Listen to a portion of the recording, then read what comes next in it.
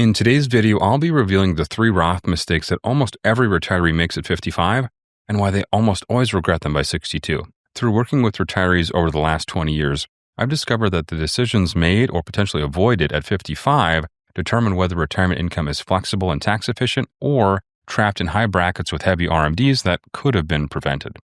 Which is exactly why I'm making this video today, to show you the 3 Roth mistakes that can wreck retirement tax efficiency and how avoiding them during the critical years between 55 and 62 can create income that's flexible and built to last. And if you stay till the very end, I'll tell you the only question you'll ever need to ask about whether or not to do a Roth conversion. And yes, you really can break it down to one simple question. I'll share that with you at the end. If you're new to the channel, my name is Ben. I've been a financial advisor for a really long time, and I want to help you have an even better retirement. So many people reach their mid-50s and they think, you know what, I'm close to retirement. It's time to dial back that risk. And that instinct makes perfect sense for your traditional IRA and your Roth IRA because that's largely where your monthly retirement income is going to come from. But the mistake happens when people apply that same logic to their Roth IRA, which brings us to mistake number 1, getting too conservative with your Roth IRA. This regret at age 62 sounds like, well, gosh, if I had just kept this invested for growth, I'd have so much more tax-free money today. And here's what most retirees don't really realize until it's too late, and that's you don't need your entire portfolio on day one of retirement. The Roth is not really a day one asset for retirement income. The Roth is maybe a 30-year asset, maybe an asset that can potentially span more than one generation. It's often the last piece of your retirement income portfolio that you touch, sometimes not until your 70s or 80s, and in many cases, just not during your lifetime at all. That makes it really the perfect home for your longest term, highest growth investments. When someone shifts the Roth into conservative investments too early, they're really going to cap that compounding engine that should have been fueling flexibility later in life. Flexibility for long-term care, survivor benefits after the first spouse passes, and maybe even legacy planning for the next generation. When investors keep the Roth invested for growth throughout their 50s and 60s, really everything expands, right? More possibilities open up. We've got more tax-free assets for the future, more optionality, more protection for their surviving spouse, and maybe even more money for elder care. And more stability after RMDs. That's required minimum distributions for anybody that doesn't like acronyms. Most importantly, it gives you a stronger foundation when you reach the years where the real tax planning can happen, which is 55 through 62. Because as you know, Medicare starts at 65, but your premiums, of course, are based on your income from 2 years prior, meaning that at 63, your income suddenly matters in a much bigger way. And that's when people say the words that no retiree ever wants to say, and that's, I wish I could go back 5 years and do it over. Which brings us to mistake number 2, missing the low income window before Medicare starts tracking your income. Because for many retirees, the years between 55 and 62 could be the lowest income years of your retirement. Maybe because you retired early or switched to part-time. Maybe you are partially living off of savings or brokerage accounts, harvesting some gains and losses. We will talk about some of the tax benefits of this in a moment and look at some real-life examples. Or maybe you're just intentionally keeping your income low to maximize ACA subsidies, which is the Affordable Care Act subsidies. But once retirees learn the IRMA look-back rules, they realize that they could have filled up the lower tax brackets at extremely low effective tax rates, which is sometimes high single digit or low double digits as an effective tax rate on a 6-figure income. Again, we'll look at a couple of real world examples here in a moment. But once you hit 63, well, that window really slams shut forever because there's a new boss in town. That's right, that's mean Aunt Irma, also known as the income-related monthly adjustment amount.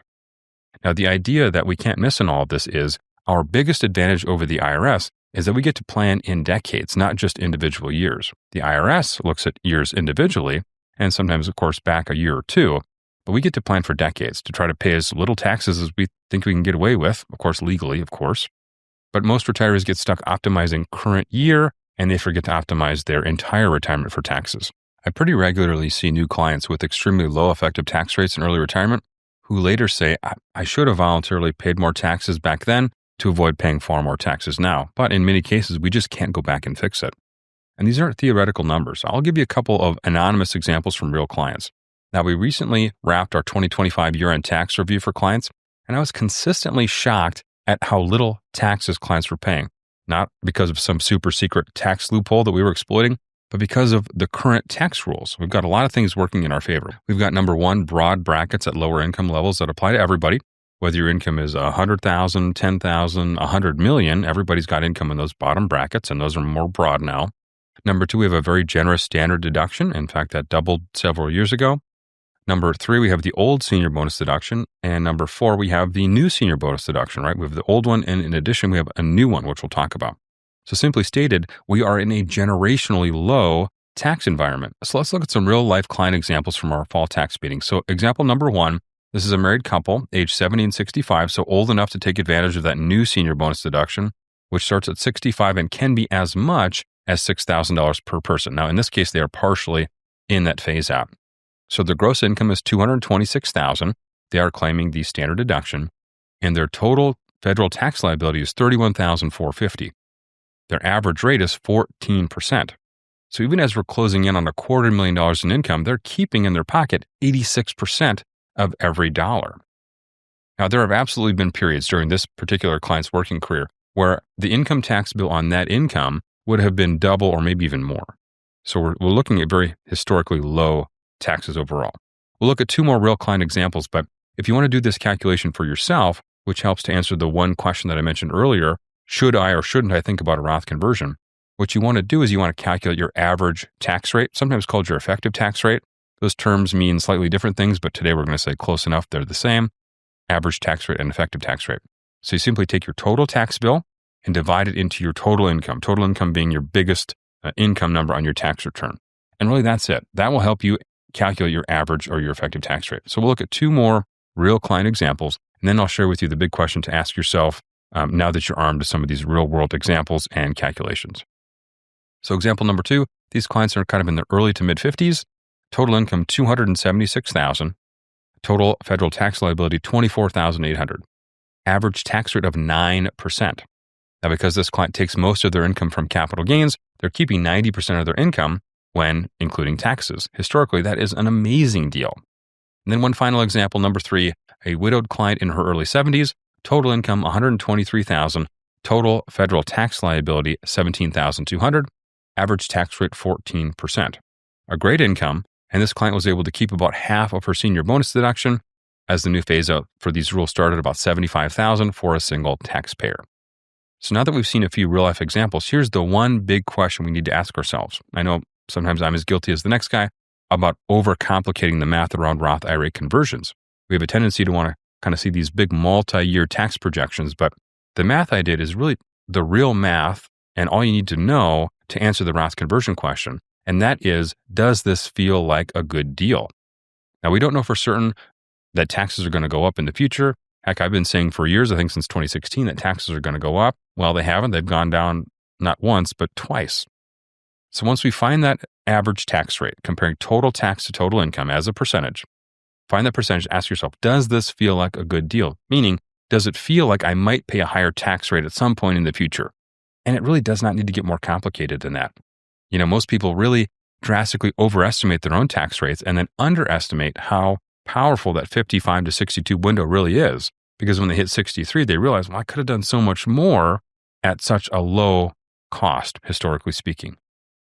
Because once we're a ways into retirement, once Social Security begins and pensions and RMDs, and we stack capital gains on top of everything else, you know, those low bracket and low average tax rates, they could be gone for good, and we won't really know a good deal until it's gone. So retirees who recognize this window early, they can intentionally fill those lower brackets with either Roth conversions or capital gain harvesting or both, just like some of those real clients that we looked at, while creating a permanent tax advantage that these clients will essentially enjoy for the rest of their lives, and their kids will probably enjoy it as well. People who don't take advantage, well, I think they're going to reach 62 and they're going to wish they could have rewound the clock a bit more. Now, people who retired before 59 and a half, they often think that their only penalty-free option for access to their retirement savings is dipping into their Roth IRA basis. After all, contributions can always be accessed in your Roth tax and penalty-free. So they spend down the Roth early, often draining one of the most valuable assets to their overall total retirement plan. But then at 62, they realize the actual cost of doing that, which brings us our third and final Roth mistake, and that's using your Roth basis too early instead of leveraging the rule of 55. Now, many retirees really never investigate whether or not their employer's 401k actually offers the rule of 55, which is if you separate from service in the year you turn 55 or later, some plans allow penalty-free withdrawals, which means no 10% early distribution penalty, just regular income tax. Which means that instead of spending down your Roth dollars, which is this tax-free compounding machine, you could have lived off of your 401k from age 55 until 59 and a half, penalty-free, and then we leave that Roth growing completely untouched. Again, not every plan allows for it. The rules apply to every plan, but that doesn't necessarily mean each plan conforms to the rule of 55. So you've got to check, and sometimes you have to lean on HR a little bit to update the plan so that the rule of 55 can be implemented. So those who don't investigate the rule of 55 often end up saying, I spent down part of the most valuable part of my retirement portfolio way too early, and they have some regret around that. So retirees who do use the rule of 55 correctly, then they can preserve those Roth dollars for later on in retirement, where I think it really matters the most, right? Survivor planning, long-term care.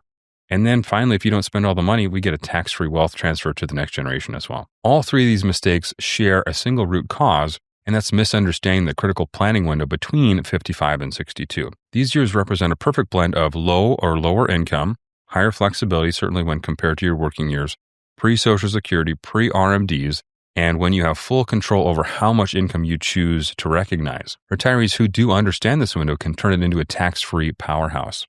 Unfortunately, retirees who ignore it will just arrive at 62 with fewer options and often higher RMDs and just fewer ways to protect themselves overall against future tax law changes. Again, taxes are very low right now. Could they go up in the future? It seems awfully likely. So if you want help building your dream retirement income plan and not getting killed in taxes, go ahead and click the link below and book a call with me. We'll analyze your situation and we'll show you how to exactly optimize your retirement plan. So until next time, my name is Ben. I hope this video helped to make your retirement even better, and I will see you in the next video.